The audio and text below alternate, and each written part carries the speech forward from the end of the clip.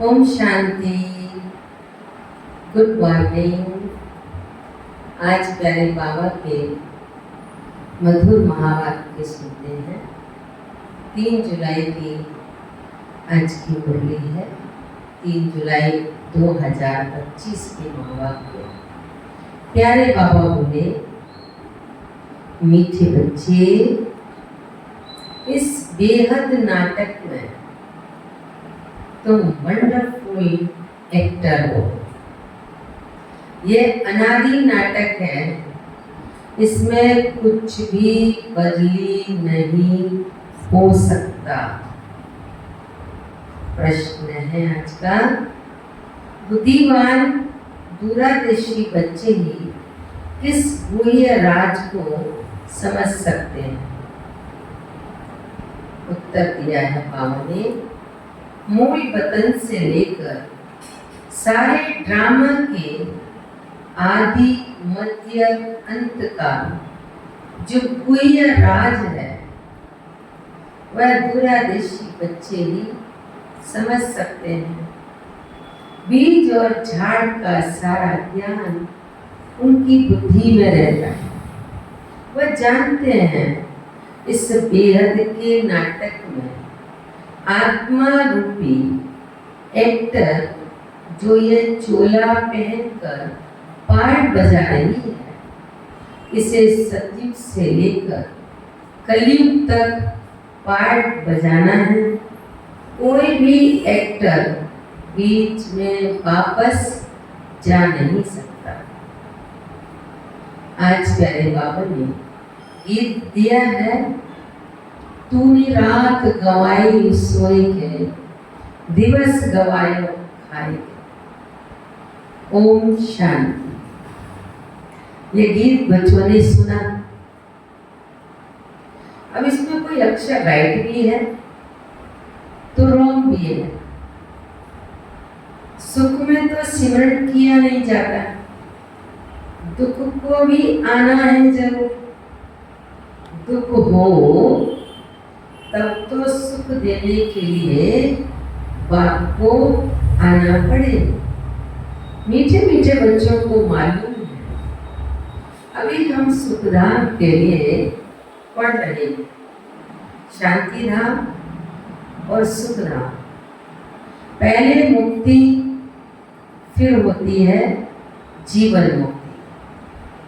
शांति धाम घर है, वहां कोई पार्ट नहीं बजाया जाता, आत्माओं का देश।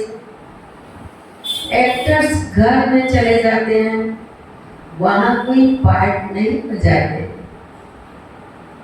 पार्ट तो स्टेज पर बजाया जाता है। यह भी स्टेज है। जैसे हद का नाटक होता है, वैसे यह बेहद का नाटक है। इनके आदि मध्य अंत का राज सिवाय बाप के और कोई समझा न सके। वास्तव में यह यात्रा अथवा शुद्ध युद्ध अक्षर सिर्फ समझाने में काम में आते हैं, बाकी इसमें युद्ध आदि कुछ है नहीं। यात्रा भी अक्षर है, बाकी तो है याद। याद करते करते पावन बन जाएंगे। यह यात्रा पूरी भी यहाँ ही होगी, कहाँ जाना नहीं है। बच्चों को समझाया जाता है, पावन बनकर अपने घर जाना है, अपवित्र तो जा ना सके। अपने को आत्मा समझना है। मुझ आत्मा में सारे चक्र का पार्ट है। अभी वह पार्ट पूरा हुआ। बाप राय देते हैं, है बहुत सहज, मुझे याद करो। बाकी बैठे तो यहाँ ही हो, कहाँ जाते नहीं हो। बाप आकर कहते हैं, मुझे याद करो तो तुम पावन बन जाएंगे। युद्ध कोई है नहीं, अपने को तमो प्रधान से सतो प्रधान बनाना है। मनुष्य पुकारते भी हैं कि आकर हमको पतित से पावन बनाओ, परंतु वह कौन है, कैसे आते हैं, ये कुछ भी नहीं जानते। अभी बाबा ने तुम्हें समझदार बनाया है। कितना ऊंच मर्तबा तुम पाते हो। वहां के गरीब भी बहुत ऊंचे हैं, यहाँ के साहूकार से। बल्कि कितने भी बड़े बड़े राजाएं थे, धन बहुत था, परंतु है तो भिखारी ना। इनसे वहां की साधारण प्रजा भी बहुत ऊंच बनती है। बाबा फर्क बतलाते हैं। रावण का परछाया आने से पतित बन जाते हैं। निर्विकारी देवताओं के आगे अपने को पतित कह माथा जाकर टेकते हैं। बाप यहाँ आते हैं तो फट से कुछ चढ़ा देते हैं। सेकंड की बात है, अभी बाप ने तीसरा नेत्र दिया है ज्ञान का। तुम बच्चे दूरदर्शी बन जाते हो। ऊपर मूल बदन से लेकर सारे ड्रामा का चक्र तुम्हारी बुद्धि में याद है। जैसे हद का ड्रामा देखकर फिर आए सुनाते हैं ना, क्या क्या देखा, बुद्धि में भरा हुआ है। जो वर्णन करते हैं आत्मा में भर कर आते हैं, फिर आकर डिलीवरी करते हैं। यह फिर है बेहद की बातें। तुम बच्चों की बुद्धि में इस बेहद के ड्रामा के आदि मध्य अंत का राज रहना चाहिए। बच्चों की बुद्धि में ये बाबा कहते हैं ना, ड्रामा का आदि मध्य अंत का राज रहना चाहिए, जो रिपीट होता रहता है। उस हद के नाटक में तो एक एक्टर को एक एक्टर निकल जाता है तो फिर बदले में दूसरा आ सकता है। कोई बीमार हुआ, उनके बदले में दूसरा ऐड कर देंगे। ये तो चैतन्य ड्रामा है, इसमें जरा भी अदली बदली नहीं हो सकती। तुम बच्चे जानते हो हम आत्मा हैं। यह शरीर रूपी चोला है जो पहन कर हम बहु रूपी पाठ बजाते हैं। नाम, रूप, देश, फीचर्स बदलते जाते हैं हर जन्म। एक्टर्स को अपनी एक्ट का तो मालूम होता है ना। बाप बच्चों को ये चक्र का राज तो समझाते रहते हैं। सतयुग से लेकर कलयुग तक आते हैं, फिर जाते हैं। ये नए सिर आकर पाठ बजाते हैं। इनकी डिटेल समझाने में टाइम लगता है। बीज में भर नॉलेज है, फिर भी समझाने में टाइम तो लगता है ना। तुम्हारी बुद्धि में सारा बीज और झाड़ का राज है। सो भी जो अच्छे बुद्धिमान हैं वही समझते हैं कि इसका बीज ऊपर में है। इनकी उत्पत्ति, पालना और संहार कैसे होता है, इसलिए त्रिमूर्ति भी दिखाया है। यह समझानी जो बाप देते हैं और कोई भी मनुष्य दे ना सके। जब यहाँ आए तब पता पड़े, इसलिए तुम सबको कहते हो यहाँ आकर समझो। कोई कोई बहुत कट्टर होते हैं तो कहते हैं हमको कुछ सुनना नहीं है। कोई तो फिर सुनते भी हैं, कोई लिटरेचर ले लेते हैं, कोई नहीं लेते हैं। तुम्हारी बुद्धि भी अभी कितनी विशाल दूरदेशी हो गई है। तीनों लोगों को तुम जानते हो। मूल वतन, जिसको निराकारी दुनिया कहा जाता है, बाकी सूक्ष्म वतन का कुछ भी है नहीं। कनेक्शन सारा मूल वतन और स्थूल वतन से है। बाकी सूक्ष्म वतन तो थोड़ा टाइम के लिए संगम युग पर बाबा ने सूक्ष्म बदन को इमर्ज किया है। बाकी आत्माएं सब ऊपर से यहाँ आई हैं पाइप बजाने। ये झाड़ सब धर्मों का नंबर 1 यह है मनुष्यों का झाड़ और बिल्कुल एक्यूरेट, कुछ भी आगे पीछे हो ना सके। ना आत्माएं और कोई जगह बैठ सकती हैं। आत्माएं ब्रह्म में तत्व में खड़ी होती हैं, जैसे स्टार्स आकाश में खड़े हैं।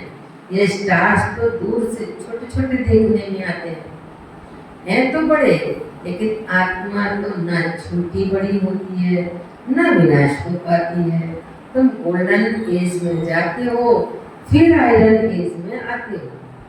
बच्चे जानते हैं हम गोल्डन एज में थे, अब आयरन एज में आ गए हैं, कोई वैल्यू नहीं है। भाई माया की चमक कितनी भी है, परंतु यह है रावण की गोल्डन एज, और वह है ईश्वरीय गोल्डन एज, ईश्वरीय एज। मनुष्य कहते रहते हैं 6-7 वर्षों में इतना अनाज होगा, जो बात मत पूछो। देखो उनका प्लान क्या है और तुम बच्चों का प्लान क्या है। बाप कहते मेरा प्लान है पुरानी दुनिया को नया बना। तुम्हारा एक ही प्लान है, जानते हो, बाप की श्रीमत से हम अपना वर्षा ले रहे हैं। बाबा रास्ता बताते, श्रीमत देते हैं, याद में रहने की मत देते हैं। मत अक्षर तो है ना, संस्कृत अक्षर तो बाप नहीं बोलते हैं। बाप तो हिंदी में ही समझाते रहते हैं। भाषाएं तो ढेर है ना, इंटरप्रेटर भी होते हैं जो सुनकर फिर सुनाते हैं। हिंदी और इंग्लिश तो बहुत जानते हैं, पहले है पढ़ते हैं। बाकी माताएं घर में रहने वाली इतना नहीं पढ़ती हैं। आजकल विलायत में अंग्रेजी सीखते हैं, तो फिर यहाँ आने से भी इंग्लिश बोलते रहते हैं। हिंदी बोल नहीं सकते, घर में आते हैं तो माँ से इंग्लिश में बात करने लग पड़ते हैं। वह बेचारी मूंछ पड़ती है, हम क्या जाने इंग्लिश से। फिर उनको टूटी फूटी हिंदी सीखनी पड़े। सत्युग में तो एक राज्य, एक भाषा, एक मत, जो अब फिर से स्थापन कर रहे हैं। 5000 वर्ष बाद ये सृष्टि का चक्र कैसे फिरता है, सो बुद्धि में रहना चाहिए। अब एक बात की याद में रहना है। यह तुमको फुर्सत अच्छी है, हाँ, मधुबन में सवेरे में स्नान आदि कर बाहर घूमने करने में बड़ा मजा आता है। अंदर में यही याद रहे कि हम सब एक्टर्स हैं। यह भी अभी स्मृति आई है। बाबा ने हमको सृष्टि के चक्र का राज समझाया है। हम सत्व प्रधान थे, ये बड़ी ही खुशी की बात है। मनुष्य घूमते फिरते रहते हैं, उनकी कुछ भी कमाई नहीं है। तुम तो बहुत कमाई करते हो। बुद्धि में चक्र भी याद रहे, फिर बाप को भी याद करते रहो। कमाई करने की युक्ति बाबा बहुत अच्छी बताते रहते। जो बच्चे ज्ञान का विचार सागर मंथन नहीं करते हैं, उनकी बुद्धि में माया खिट-खिट करती रहती है। उन्हें ही माया तंग करती है। इसको माया तंग किसको करती है? जो जिनकी बुद्धि विचार सागर मंथन में नहीं चलती है। जो बाबा सुनाते हैं उसका विचार सागर मंथन नहीं करते, तो माया फिर तंग करती रहती है। अंदर में विचार करो, हमने ये चक्र कैसे लगाया। सत्युग में इतने जन्म लिए, फिर नीचे उतरते आए, अब फिर सबको प्रधान बनना है। बाबा ने कहा है मुझे याद करो तो तुम सबको प्रधान बन जाएंगे। चलते फिरते बुद्धि में याद रहे तो माया की खिटपिट समाप्त हो जाएगी। तुम्हारा बहुत बहुत फायदा होगा।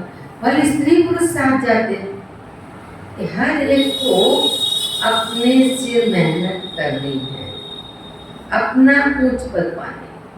अकेले में जाने में तो बहुत ही मजा है, अपनी धुन में रहेंगे, सैर करने जाते हैं, घूमने जाते हैं सवेरे सवेरे, तो बाबा कहते अकेले जाएंगे तो और ही अच्छा है, अपनी धुन में रहेंगे। दूसरा साथ में होगा तो भी बुद्धि इधर उधर जाएगी, या कोई ना कोई बात याद आएगी तो बात करने लग जाएंगे। है बहुत सहज। बगीचे आदि तो सब जगह, इंजीनियर होगा तो उनकी यही फिर भी बुद्धि उस तरफ लगी, यही चिंतन चलता रहेगा कि यहाँ पुल बनानी है, ये करना है, बुद्धि में प्लेन आ जाता है। तुम भी घर में बैठो फिर भी बुद्धि उस तरफ लगी रहे। ये आदत रखो तो तुम्हारे अंदर यही चिंतन चलता रहे। पढ़ना भी है, धंधा आदि भी करना है, बूढ़े जवान बच्चों आदि सबको पावन बनना है। आत्मा को हक है बाप से वर्षा लेने का। बच्चों को भी छोटेपन में ये बीज पड़ जाए तो बहुत अच्छा है। आध्यात्मिक विद्या और कोई सिखा ना सकता। तुम्हारी ये जो आध्यात्मिक विद्या है ये तुमको बाप ही आकर पढ़ाते हैं। उन स्कूलों में मिलती है जिस्मानी विद्या और वह शास्त्रों की विद्या। ये फिर है रूहानी विद्या जो तुमको भगवान सिखलाते हैं।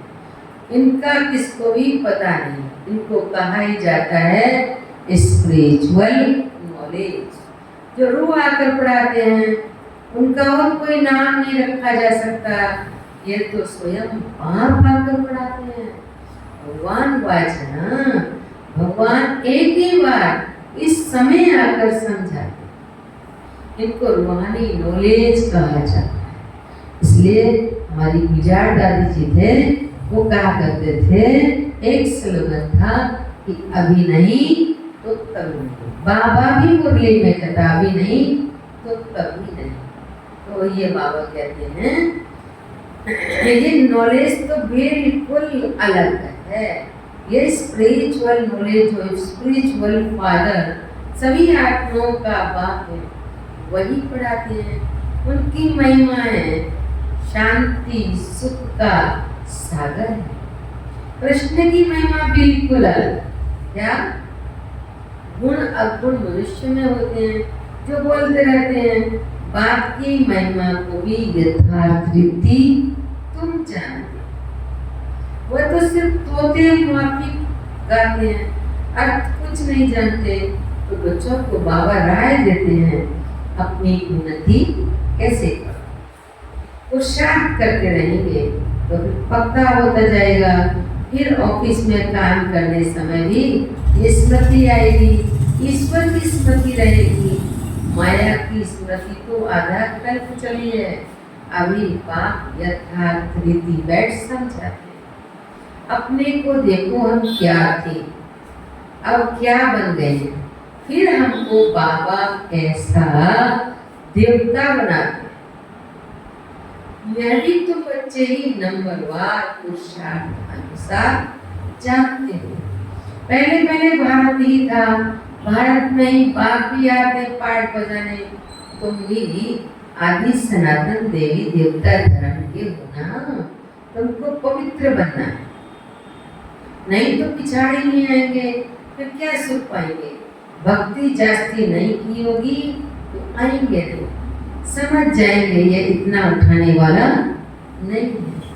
समझ तो सकते हैं ना, बहुत मेहनत करते हैं फिर भी कोई विरले निकलते हैं, लेकिन थकना नहीं है। मेहनत तो करनी है, मेहनत बिगर कुछ मिलता थोड़ी है, प्रजा तो बनती रहती है ना। बाबा बच्चों को उन्नति के लिए युक्ति बताते। बच्चे अपनी उन्नति करनी है तो सवेरे सवेरे स्नान आदि कर एकांत में जाकर चक्र लगाओ, वह बैठ जाओ। तंदुरुस्ती के लिए पैदल करना भी अच्छा है, बाबा भी याद पड़ेगा और ड्रामा का राज भी बुद्धि में रहेगा। कितनी कमाई है, यह है सच्ची कमाई। वह कमाई पूरी हुई फिर इसकी कमाई का चिंतन करो। डिफिकल्ट कुछ भी नहीं है। बाबा का देखा हुआ है, सारी जीवन कहानी लिखते हैं। आज इतने बजे उठा ब्रह्मा बाबा, आज इतने बजे उठा, फिर ये किया। समझते हैं पिछाड़ी वाले पढ़कर सीखेंगे। बड़े बड़े मनुष्यों की बायोग्राफी पढ़ते हैं ना, बच्चे के लिए तो लिखते हैं कि बच्चे भी घर में ऐसे अच्छे स्वभाव के होते हैं। अभी तुम बच्चों को पुरुषार्थ कर सतो प्रधान बनना है, सतो प्रधान दुनिया का फिर से राज्य लेना है। तुम जानते हो कल्प कल्प हम राज्य लेते हैं फिर गंवाते हैं।